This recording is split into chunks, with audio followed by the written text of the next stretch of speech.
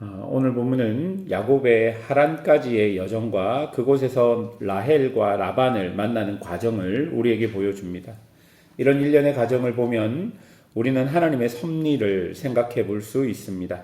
섭리라는 것은 하나님께서 창조하신 세계를 그냥 내버려 두지 않으시고 지속적으로 보존하시고 협력하시고 통치하신다라는 의미입니다. 현재 야곱은 길 위에 있습니다. 베델에서 하란까지 지금으로 보자면 약 800km 정도 되는 길입니다. 이 길은 매우 위험한 길입니다. 야곱은 혼자서 이 길을 가고 있는 것이죠. 재산도 없고 종도 없고 자신을 지켜줄 아무것도 없습니다. 그런데 오늘 본문을 유심히 보면 야곱의 이 길을 도망자의 길로 혹은 비참한 인생의 길로 설명하지 않고 하나님께서 섭리로 이끄시는 여정으로 기록하는 것을 우리가 볼 수 있는 것이죠. 이런 맥락을 가지고 오늘 본문을 한번 살펴보기를 원합니다. 첫 번째로 본문을 통해 살펴볼 것은 하나님의 섭리입니다. 1절을 보십시오. 야곱이 길을 떠나 동방 사람의 땅에 이르러라고 기록합니다. 여러분, 이것을 원문으로 보면 아주 독특한 표현이 나오는데 야곱이 자기 발을 들었다라는 표현입니다. 이것은 성경 전체에서 매우 드문 능동적 표현입니다. 보통 성경은 이런 상황에서는 야곱이 길을 떠났다 혹은 야곱이 갔다라고 많이 쓰여지는데 여기서는 굳이 발을 들었다라고 쓰고 있습니다. 왜 이 표현을 적게 되었을까요? 바로 우리 앞에 전장에 보면 28장 15절에서 하나님이 말씀하셨기 때문입니다. 내가 너를 떠나지 아니하리라. 그 약속이 야곱의 발을 들게 했던 것입니다. 두렵지 않아서가 아니라 가고 싶어서가 아니라 하나님의 약속이 그의 발을 움직이게 했다라는 것입니다. 여러분, 우리가 어떤 길을 걷든지 하나님의 말씀이 우리에게 있다면 우리의 발이 들린다라는 것이죠. 두렵지만 갈 수 있다라는 것입니다. 막막하지만 걸을 수 있다라는 것이죠. 왜냐하면 하나님의 말씀과 약속이 우리와 함께하고 있기 때문입니다. 야곱은 하란 들판의 우물가에 도착했습니다. 거기에서 목자들을 만나게 되죠. 야곱이 묻습니다. 형제들이 어디서 왔습니까? 목자들이 하란에서 왔다라고 대답합니다. 야곱은 다시 라헬의 손자 라반을 아냐고 묻습니다. 목자들은 안다라고 말하고 그의 딸 라헬이 양을 몰고 오고 있다라고 말합니다. 여러분, 하란은요, 작은 시골 마을이 아닙니다.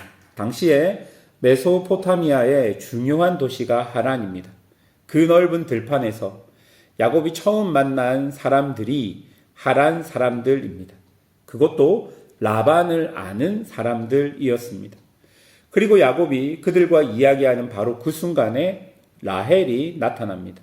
9절 상반절에 보니까 야곱이 그들과 말하는 동안에 라고 기록합니다.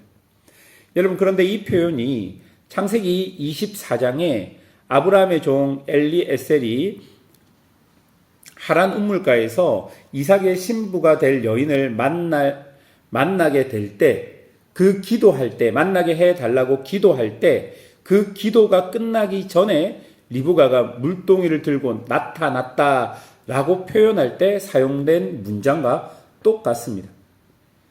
그러니까 하나님께서 이삭에게 신부를 주셨던 것처럼 이제 야곱에게도 동일하게 역사하고 계신다라는 것을 우리에게 보여주는 것이죠. 즉 하나님의 섭리가 그대로 작용하고 있다라는 것을 본문이 의도적으로 우리에게 보여주고 있는 것입니다. 이처럼 하나님의 응답은 우리의 탐색이 끝나기를 기다리지 않습니다. 우리가 아직 걷고 있는 중에, 아직 묻고 있는 중에 하나님의 손길은 이미 움직이고 있었던 것입니다. 라헬을 만난 야곱은 울었습니다. 11절입니다. 그가 라헬에게 입 맞추고 소리내어 울며. 성경은 그가 왜 울었는지 설명하지 않습니다. 그런데 여러분, 왜 울었겠습니까? 한번 생각해 보십시오. 800km의 그 걸어온 얼마나 위협적인 길이었겠습니까? 그런데 이제 그렇게 걸어서 정말 우연히 겹치고 겹쳐서 자기가 아는 사람을 하란에서 만난 것 아니겠습니까? 그리고 빈손으로 온 자신의 처지에 대한 부끄러움도 그 울음 안에는 포함되어 있었을 것입니다. 그리고 무엇보다 하나님이 정말 이 어려운 길을 나와 함께 하셨다라는 벅찬 감격도 그에게 있었을 것입니다. 여러분, 야곱이 흘린 그 눈물은 나약한 눈물이 아니라 은혜 앞에서 흘리는 인간의 눈물이었던 것이죠. 하나님의 섭리가 실제 내 삶 위에 있었다는 것을 경험할 때 우리는 그 앞에서 무너져 내릴 수밖에 없는 것이죠. 그 무너짐이 바로 신앙의 실체인 것입니다. 하나님은 야곱보다 먼저 하란에 가 계셨습니다. 우물가에 목자들을 세워 두셨습니다. 아직 야곱이 말하는 중에 라헬을 보내주셨습니다. 야곱의 눈물은 그 섭리를 마침내 알아본 자의 눈물이었던 것입니다. 두 번째로 본문이 우리에게 보여주는 것은 하나님께서 라반을 통해 야곱을 훈련하고 계신다라는 것입니다. 야곱은 라반의 집에 한 달간 머물게 됩니다. 그리고 15절에 보면 라반이 말합니다. 라반이 야곱에게 이르되 내가 비록 생질이나 어찌 그저 내 일을 하겠느냐. 내 품삯을 어떻게 할지 내게 말하라. 여러분, 겉으로 보면 친절한 제안 같습니다. 그러나 우리가 이미 알고 있듯이 라반은 그리 좋은 사람은 아니었던 것 같습니다. 그는 야곱을 속이고 착취하여서 14년 동안을 묶어둔 인물입니다. 야곱이 드디어 목적지에 도착했다고 생각했을 때 하나님은 바로 이 라반을 통해 야곱의 훈련을 본격적으로 시작하셨던 것입니다. 왜 하나님이 이런 방법을 쓰시는 것일까요? 야곱이 누구인지를 여러분 한번 생각해 보십시오. 야곱이라는 이름 자체가 발꿈치를 잡다, 속이다 라는 뜻입니다. 그는 어머니와 짜고 아버지의 눈을 속였던 사람입니다. 형을 속여 장자의 명분을 빼앗았던 사람입니다. 이제 속이던 야곱이 속임을 당하는 자리로 들어가게 된 것이죠. 하나님의 훈련은 이렇게 작동합니다. 내가 남에게 했던 것을 내가 직접 겪게 하심으로 우리를 빚어나갈 수 있다라는 것입니다. 하나님의 훈련은 편안한 환경에서 이루어지지 않습니다. 복잡한 관계와 예상치도 못한 상황, 내 뜻대로 안 되는 현실, 그 한가운데서 하나님은 당신의 사람들을 만들어가게 되는 것이죠. 16절과 17절을 보십시오. 라반의 두 딸이 소개됩니다. 레아와 라헬. 여러분, 레아는 눈이 약하고 라헬은 용모가 아름다웠다라고 본문이 기록합니다. 여러분, 이것은 단순한 외모 묘사만이 아닙니다. 성경 저자가 갈등의 씨앗을 여기에서 우리에게 보여주고 있는 것이죠. 두 자매의 소개 속에 앞으로 야곱 가정에서 일어날 모든 긴장과 고통의 복선들이 들어가 있는 것이죠. 하나님의 훈련은 어떨 때는 깔끔하지 않은 것처럼 보일 때도 있습니다. 하나님의 훈련 교실은 복잡하고 훈련 교사들은 불안정합니다. 라반처럼 교활하고 두 자매처럼 얽히고 설킨 관계 속에서 하나님은 야곱을 빚어 가시는 것이죠. 18절, 야곱이 라반에게 제안을 합니다. 라헬을 위하여 7년을 섬기겠습니다. 여러분, 7년이라는 시간은요, 지금 우리 시대에도 아주 긴 시간입니다. 그런데 그 시대에는 아마 그 시간이 더 길었을 것입니다. 그런데 야곱이 스스로 7년을 제안한 것입니다.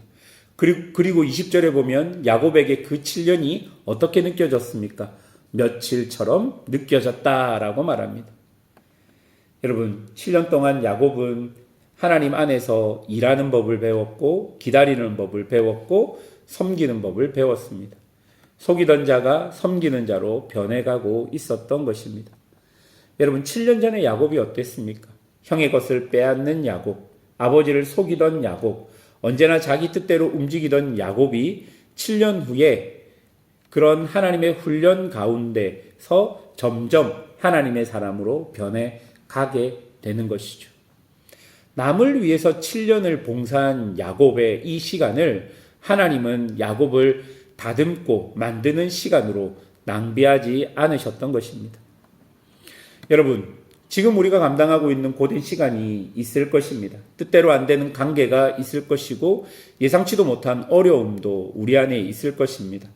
여러분, 혹시 그것이 하나님이 여러분을 훈련하는 시간이 아닐까 한번 생각해 보아야 합니다. 야곱은 라헬을 향한 사랑으로 7년을 감당했습니다. 그 사랑이 7년을 며칠로 만들었던 것이죠. 마찬가지입니다. 하나님의 사랑을 붙잡고 있는 사람은 7년도 감당할 수 있겠다 싶습니다. 말씀을 맺겠습니다. 야곱을 붙들었던 하나님의 섭리는 지금 우리도 붙들고 계십니다. 하나님은 우리도 여전히 이끄시고 우리도 여전히 훈련하고 계시는 것이죠. 그래서 우리가 하나님 나라에 합당한 자로 서로 갈 수 있는 것입니다. 하나님의 그 은혜를 기억해야 할 것입니다. 여러분의 상황보다, 여러분의 관계보다 크신 하나님께서 여전히 여러분을 붙드시고 여러분의 연약함과 여러분 주변의 악함을 사용하셔서 여러분을 하나님 사람으로 만들어가고 계신다는 것을 믿으면서 오늘도 주어진 삶 속에서 하나님을 신뢰하며 의지하며 살아가는 성도들이 되시기를 주님의 이름으로 축원합니다.